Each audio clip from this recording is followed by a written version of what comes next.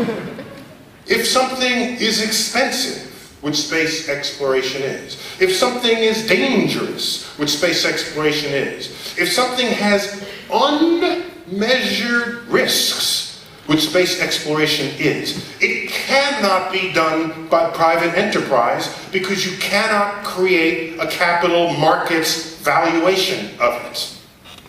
Columbus was paid by governments.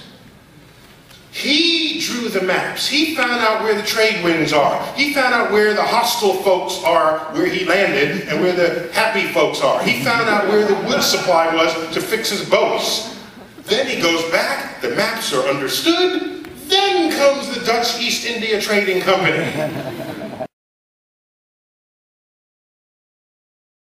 Columbus had spent 20 years traveling through Europe trying to meet with any royalty that would listen to his pitch.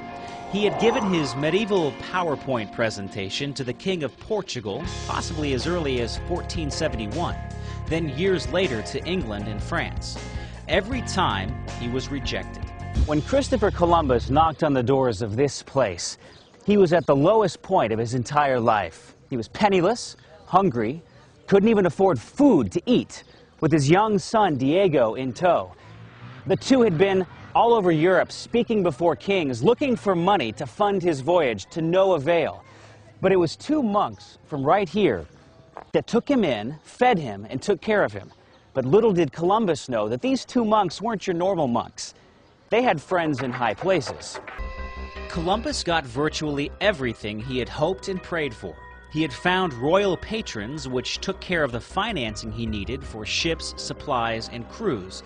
He had even asked for, if you will, a piece of the action. If he discovered gold or other riches, he would get a percentage of everything, along with getting the naming rights and becoming the ruler of any new lands he discovered.